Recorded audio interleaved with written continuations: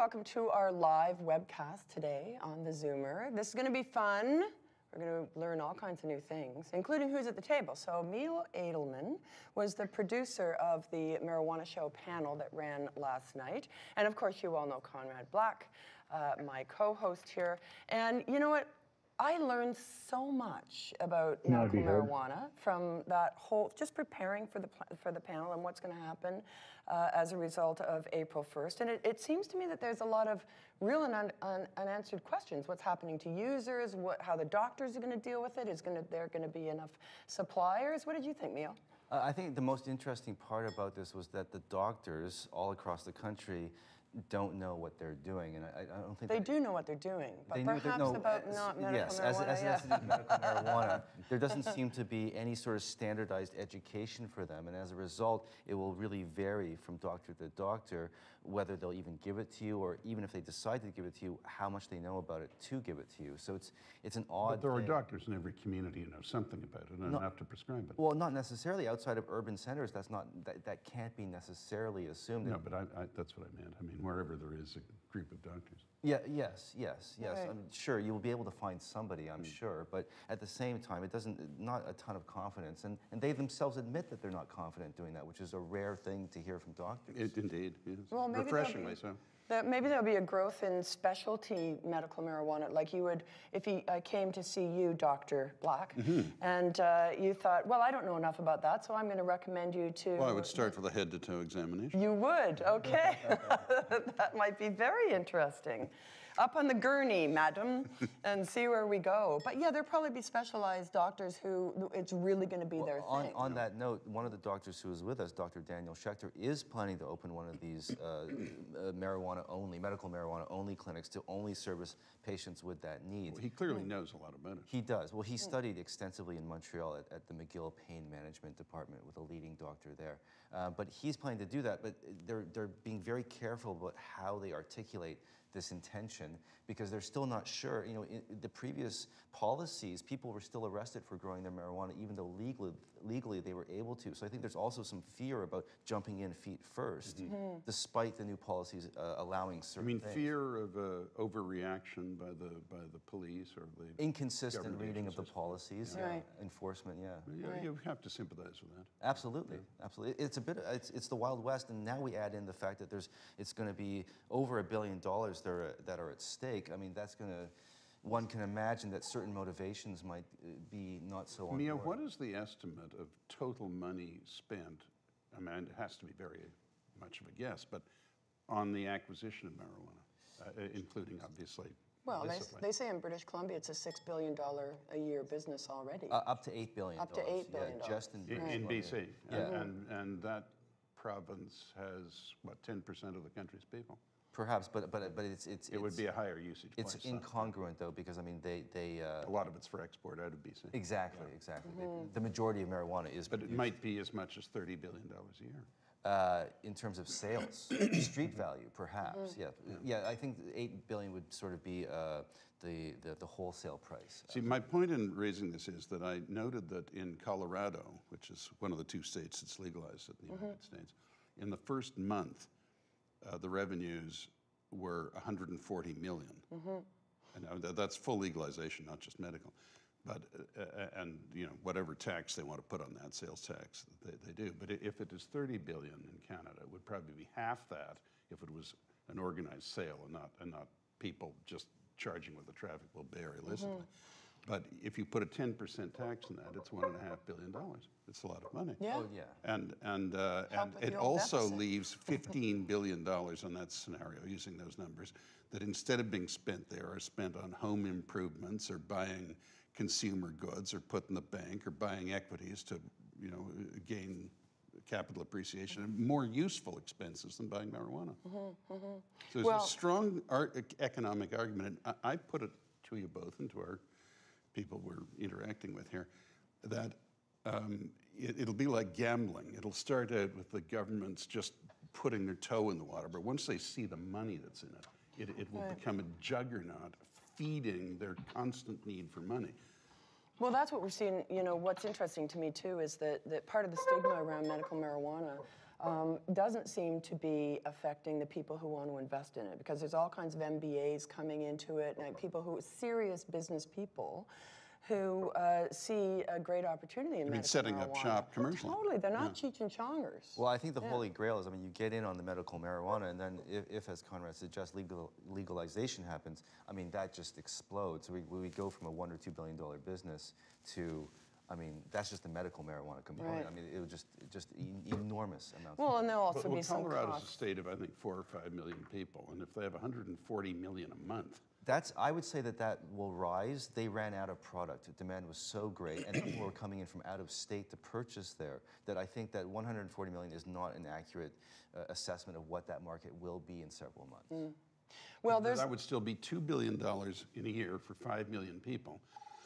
In a country of 310 million people, that is $300 billion a year. Well, you know, you put a substantial tax on that, and it would make a difference. Yeah, it's serious, but you know, there's also lots of considerations that will happen as a result of. I mean, Colorado, it's all very early days there, Yes. and we've got a call right here from Sean Yeager. You remember Sean? Yes, Mio? He was on the driving show. Yes, I remember. And I think he wants to ask and talk about impaired driving with medical marijuana. Sean, are you there?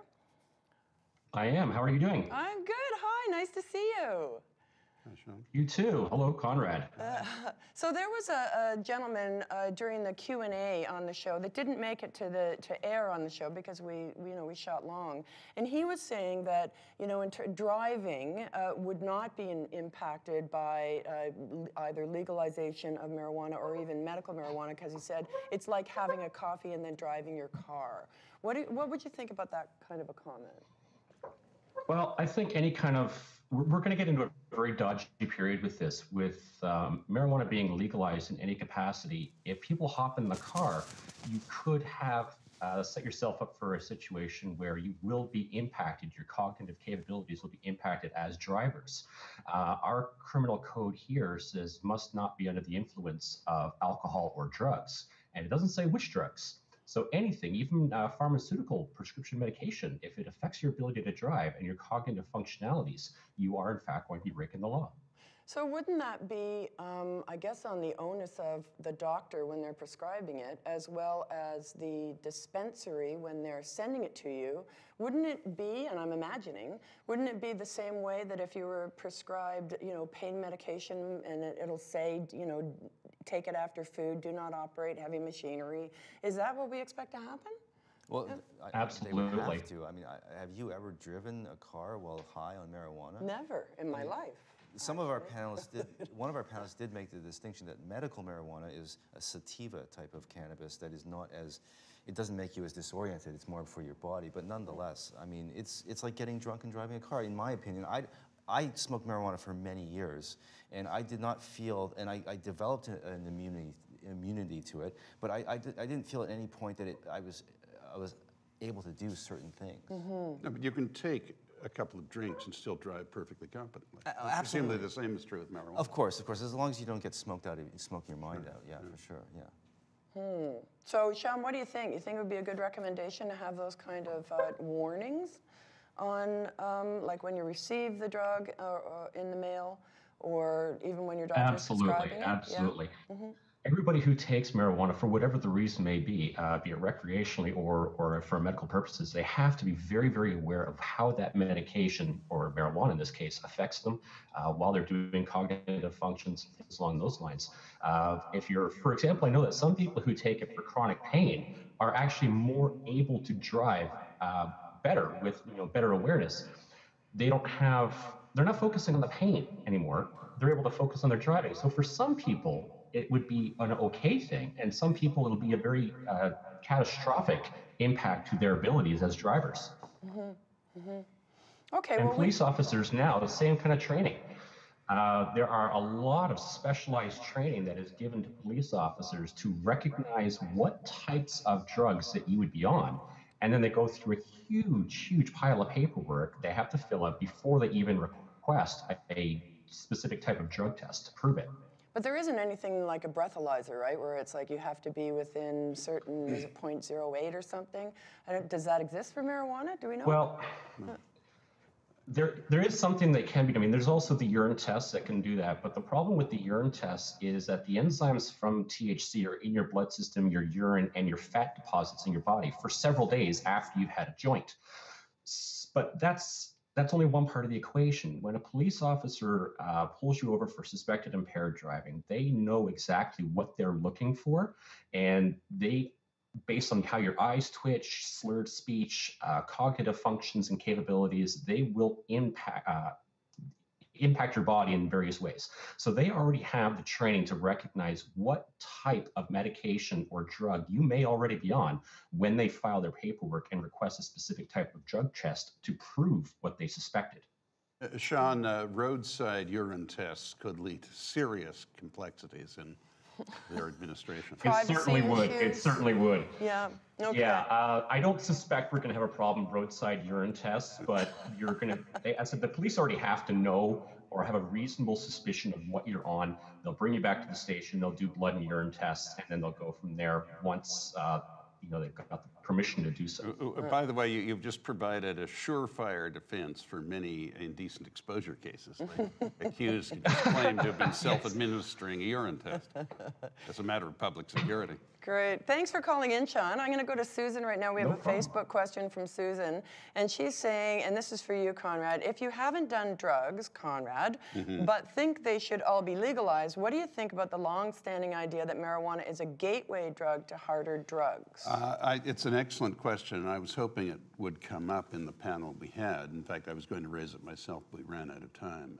I think that there is certainly, from all I've heard, a strong argument for that.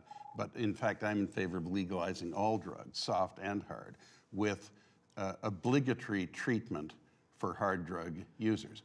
And I mean, I don't doubt that it often is a gateway, but that isn't the point. The barbarians are through the gate. They've torn the gate down. They've demolished the fortifications. They are in the city, swimming like fish in the sea of the people.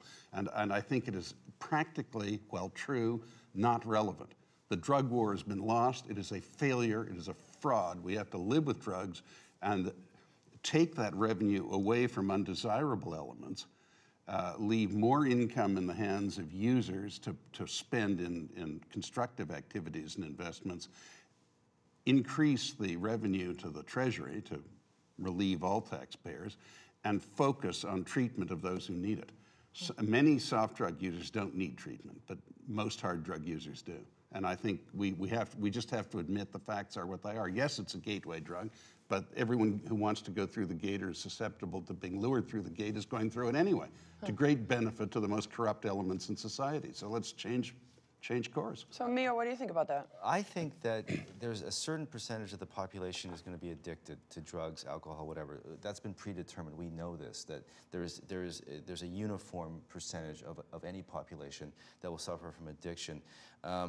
So I agree with you on that point. I do think, though, that there is personal experience. I think that people just, I constantly hear that marijuana is not a dangerous drug, and I disagree with that. I think it is a dangerous drug in many different ways, and this notion that because it is grown naturally, that it is a grass, that it is somehow not bad for you, I totally disagree. And also, furthermore, the marijuana that most people get isn't just grass. There are chemicals in it. There's all sorts of compounds in it, as Dr. Zach said, that we don't know about. So I think that similar to not driving, there should be a disclaimer about what it can and can't do. But I agree with Conrad that it's not necessarily a reason not to do it. Mm-hmm. It's interesting because, you know, a couple of the comments we got about the show the other day that we were preaching to the choir, right? And I know that you worked very hard to get somebody from the Canadian Medical Association here on the show. So, well, maybe someone will phone in. No, right now, I want to say, just one last point to Susan's question. I was one of those, we all did, really regret that there wasn't an opponent to legalization. I mean, that it's an argument that has to be made. It can be made, often is made very cogently. I don't agree with it, but we certainly wanted it to be made. Mm. We've got David Malmo-Levine is next from Vancouver. Hi, David.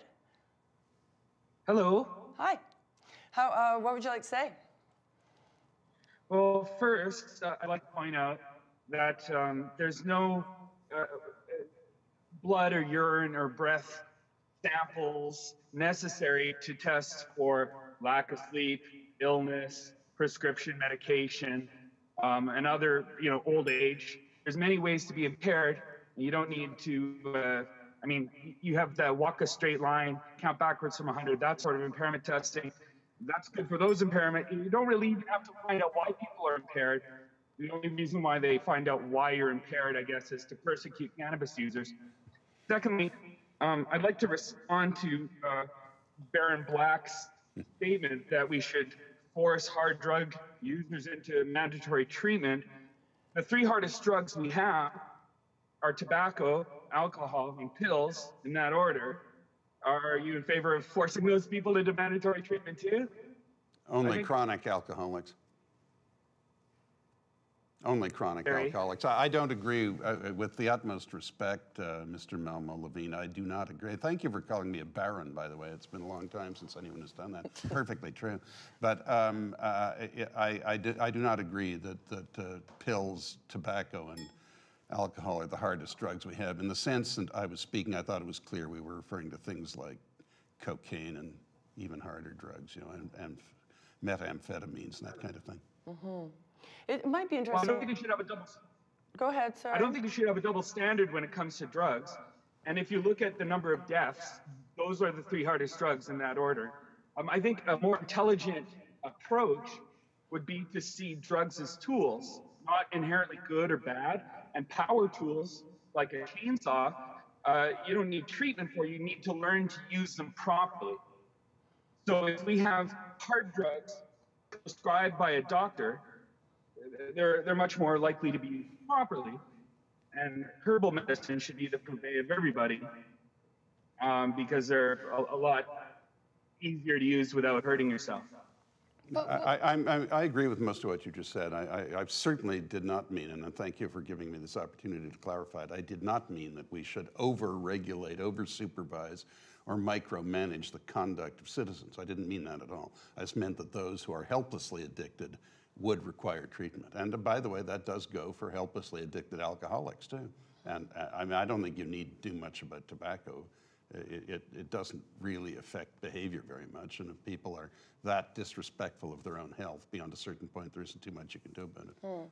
It's interesting to just think, and of course it's all hypothetical at this point, but legalizing all drugs, which you've talked about, and that there'd been an economic quid pro quo in terms of the money generated, then pulling the underbelly of the criminality piece out, and then perhaps that money goes into treatment. But do you envision a future where doctors would be prescribing, ecstasy or heroin? I don't know enough about it medically. Certainly, obviously, they prescribe morphine and things like that now. Right. But I think what you would get is presumably it would be administered in an orderly way by qualified people, and you'd get some coming together between the medical profession and public security and public health authorities and working out a plan where some drugs not normally prescribed now would be prescribed, but only after reasonable safeguards had been imposed to make sure that they were not prescribed superfluously or frivolously. Some of them might have some medical application, but I'm getting out of my depth here. I never understood science very well. I like the idea of the ecstasy doctor. He'll give you a couple of tabs and tell you to go to a rave and call him in the morning. I think that'd be quite... Okay, then. Much more agreeable than going to your urologist. So here's a question from Andy. He says, hi, really enjoyed the show, but it did seem like preaching to the choir. I'm not necessarily anti-drugs in our culture, but neither am I pro-drugs in the way that all these people seem to think. Why does it have to be prima facie accepted, he says in quotes, in our culture in such a way? I don't care what you do in the privacy of your personal property, but I don't want that smoke billowing around me constantly. I think that's a very reasonable comment, and I think in the same measure that smoking is discouraged in public places, this kind of smoking should be doubly discouraged. You make an excellent point. I don't particularly enjoy the smell of marijuana either, and I'm a non-user.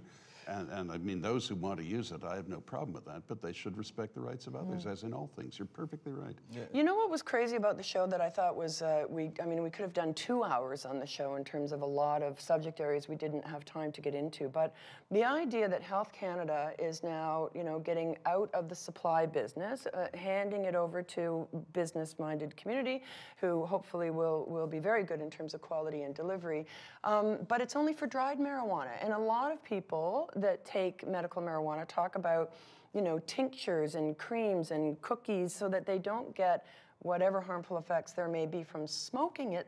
It just seems like a kind of nearsighted decision to limit it only to dried weed. Why? Any idea, Mia? It makes no sense. Also, because my impression from personal experience again is that when you eat it, it does hit your body more than it hits your head. You can use dried marijuana to create cooked products. You infuse it into butter. The butter then holds all the THC, and then you make brownies with it. So it's not that you can't do it, but I agree that it's odd that they haven't come up with something that a patient can orally ingest. Absolutely. But I think again, it's the first step of yes. the officialdom, then. Right. So they always move very cautiously because it is controversial. When prohibition never took in this country because Quebec wouldn't stand for it. So you could mail liquor through, from Quebec elsewhere in the country, but and then drink it in your own home. But when they abolished those rules, province by province, I'm old enough to remember when the only place that had a license to give a drink with a dinner was in a hotel in this province. Yeah. And I'm not that old after all. It wasn't that long ago. And it just ended at the time I was trying to take girls out on dates and maybe ply us both with drink a bit to liven the evening up. And it all changes. So as they see that this can be done at great profit to the state and without impairing public safety, then they'll do it. But every journey starts with a single step. So it seems to me. Anyway. Mm-hmm. Well, here's Kristen Winters next, who's the CEO of allbud.com, which is a website to crowdsource and rate marijuana products. Hi, Kristen. Hi, how are you? Good. What would you like to say? What we actually do more than we try to educate people about medical marijuana and where they can find their dispensaries and the strains that are right for them, as well as all the rules. They differ quite a bit here in the States. We do have edibles and concentrates here available at all dispensaries. So that is a little bit different where he was before, that it's just mostly dried flower. Are you calling from outside Canada? You said state to state, so. Yes, I am in the United States. Okay. So our rules here are a bit different, as it's only medical marijuana as well. But where a lot of people fail to see a lot of the medical marijuana uses is they get so involved in the THC levels. And how is that going to mess you up? How are you going to drive impaired and things like that, when they don't think about the other medical benefits of the CBD oils. CBD oils are low in THC and proven to help very rare epileptics who have hundreds of seizures a day. So we actually have a lot of under 18 patients here. One is 6 years old, and he takes the CBD oil and no longer has hundreds of seizures a day, no longer has to wear a helmet or splints. Yeah, we've heard really good results from, is it Davit syndrome, I think? One of the ones where there's hundreds of epileptic seizures in a day, yeah. It is, and I am actually an MMJ patient who has epilepsy. And I read these stories about these kids, and it breaks my heart. So we really want to try to educate and get the right strains in the patient's hands that will help them the most. Right. It's interesting, too, Sorry, go ahead. Sorry, Kristen, your quality is really hard to understand, so I'm trying to stay with you here, but it's a bit jumpy on the feed. Oh, okay. So, Sorry, I apologize. But you also, the new legislation that's coming into Canada, it also has a prescriptive barrier to minors. Is that true? Yes. Yeah. And I think what Kristen's talking about as well is when people, they're giving it to this, people with Davitt syndrome, as an example, to kids that are 5 years old and 6 years old and 7 years old, but they also have to kind of play outside the rules a little bit to be able to access the medicine. Is that right? Of a family moving from Minnesota to Arizona because they can't get their hands on it. Currently in New Jersey, where medical marijuana is legal, for a patient under 18 to receive it, including the CBD oils, they need to have 3 doctors' permissions: a pediatrician, another doctor, and a psychologist. And it's very tough to find all 3 of those in New Jersey to get the kids the oils that they need, because sometimes the paperwork in New Jersey can take up to 3 months. Right. So still some hoops to go through. So Kristen, thanks for calling in. We're going to let you go, and good luck in managing your epilepsy. We're going to go to Jennifer Collett. She's a mother of 5, and she lives with this stigma of being involved in a cannabis world in Peterborough. Jennifer, you there? Yeah. Hi. What would you like to say? Well, I'd like to say that there is a stigma that affects patients.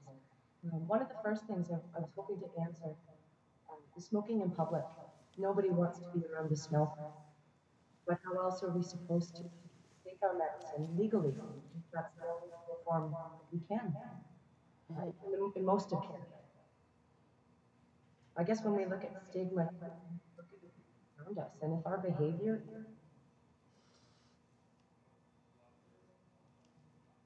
Yeah, sorry, Jennifer, we've lost you.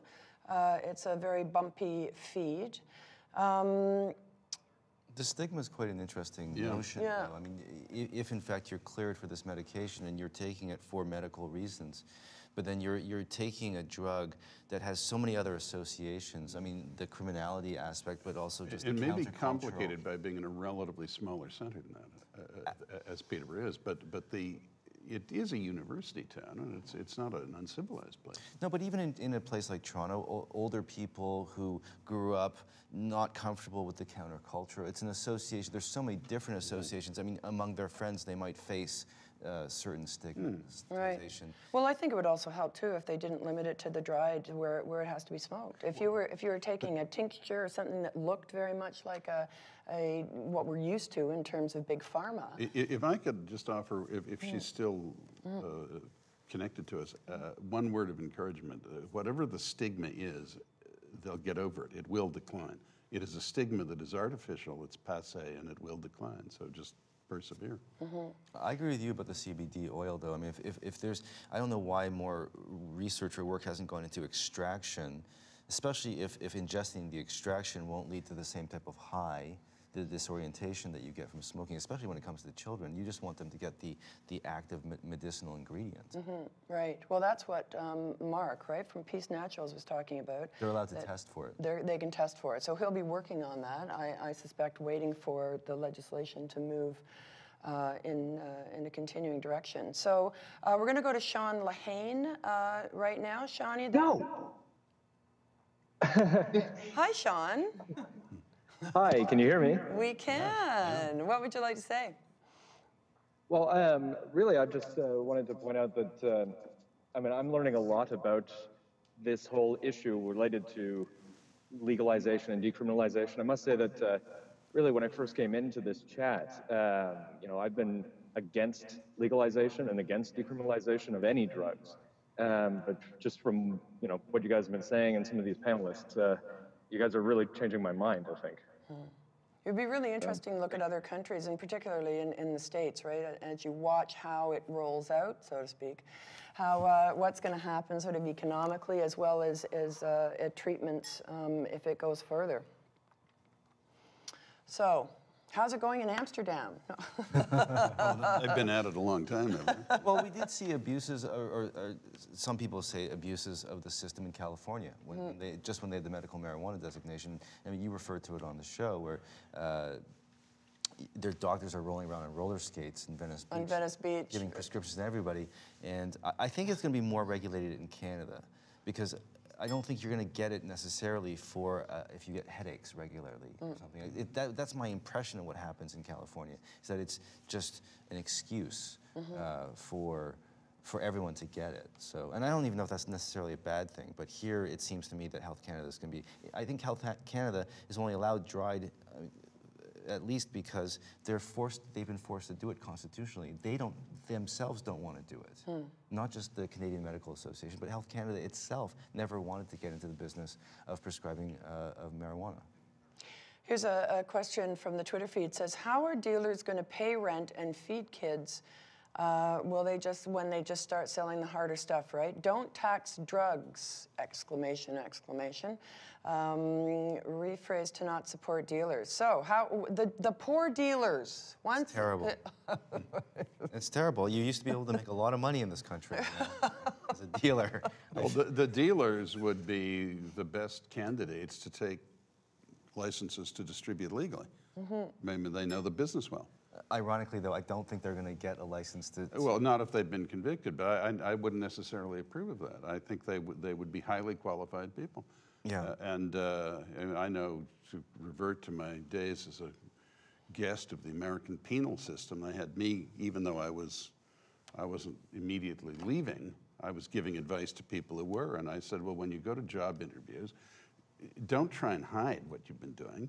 Make a virtue of it. Say, I know all about collecting receivables. I know all about managing inventories. I know all about trying to match supply to demand, pricing, all of that I know. I will never again do it in a way that isn't completely legal, but I know how to do it. And I'm hitting the ground running here. I'm a highly qualified person. I'm a sophisticated expert in sales. And in debt collection services. In debt collection services. I said that first. Okay. Tom Prigg is next. He is from Pennsylvania. Hi, Tom. How are you doing? Oh, we're good. I see this debate for two things. One is, what's the economic impact? And is there a health risk? And the only study that ever showed a health risk was children's developing brains, which can be understandable, but in adults, nothing. The economic, we don't hear people talk about prison stats. You know, how many people are in prison? FBI reported in 2012, 1.5 million people arrested for drug abuse. Nearly half of those, 48%, were for marijuana, 749,000. It costs, on average, $31,000 per inmate. Think about that. $8.5 billion per year. That was in a study by the Vera group that did it in 40 states. That's not even the entire country. What's the economic impact of that? Why aren't we talking about that? Mr. Prigg, I know something about this field, and I think you underestimate the numbers. There are 2.5 million people in prison in the United States entirely, 7 million on supervised release. That's 6 to 12 times as many incarcerated people per capita as other advanced, prosperous democracies such as Canada, Australia, France, Germany, Japan, and the United Kingdom. And the cost is a good deal more than $31,000 per capita. And it's a graft-ridden system. So there's a terrible amount of corruption and kickbacks in supplying the prison officials, and most of the conditions in the states and municipal prisons are completely inhumane. And you're absolutely right. You're right to focus on the costs, and as far as I can see, almost the only argument being raised to reduce the prison population of the United States is being raised on budgetary grounds by people like Newt Gingrich and so on. Now, there's a humanitarian argument, there's a practical argument, and there is a commercial argument as well as a public finance argument. They should all be raised. It's starting, but it is astonishing to me that it's taken so long. There is no constituency for these people, and there's no advocacy for them, but it's starting. For example, Mr. Keller, op-ed columnist of the New York Times, is retiring to take over the Thurgood Marshall Foundation. It's a startup really to challenge on these issues. But if you live in the United States, please do your part. It's interesting, there was a great op-ed from Vicente Fox, the former president of Mexico. In the Globe Mail last week, who talked about legalizing everything because as Mexico is kind of in the middle, right, of all kinds of trafficking back and forth, and having lived through it and having tried to deal with law and order in his own country, as well as poverty, he's very firmly in the land of legalize everything and go. And in Mexico, drug busts are frequently conducted with mechanized artillery, tanks, armored personnel carriers, helicopter gunships, and if the authorities manage to prevail, it has happened on a number of occasions that their targets have escaped in submarines. I mean, it is not like, you know, 5 municipal policemen invading you know, a stoked-up apartment. They just arrested somebody, a major operation in Mexico, and the U.S. Guzman. Yes, and the U.S. were fully involved in it. It was two countries. Well, it's a military operation. Military operation. Yeah. But it's still not overly successful. The flow of drugs from Mexico into the U.S. isn't reduced. And the violence is out of control. Yeah, well, I don't think, you know, full-on legalization is going to happen anytime soon. I'm not sure the way I feel about it anyway. I'm kind of a one-step-at-a-time kind of girl. Coming from a law and order family. We're all for law and order, and we're all for the punishment of crime, but we want to do what makes sense. Yeah, exactly right. And I think we're at a time now for our web chat. But I want to thank everybody for dialing in and getting your faces up there on the screen. I think it was a good experiment. Everything seemed to work very well. Yeah. Had some smart table mates here, I got to say. It's a real first for me. You people are more technologically adept than I am. There you go. Well, hopefully we'll do it again. So thanks for joining us today, and we'll see you next Monday night on the Zoomer because we've got a show coming up on travel. So maybe there's all kinds of, maybe we'll talk about traveling to Amsterdam on that show. Bye. Thanks. Thanks for dropping by, Conrad and Mio. Yes. There's more in Amsterdam than drug users. I know. I had to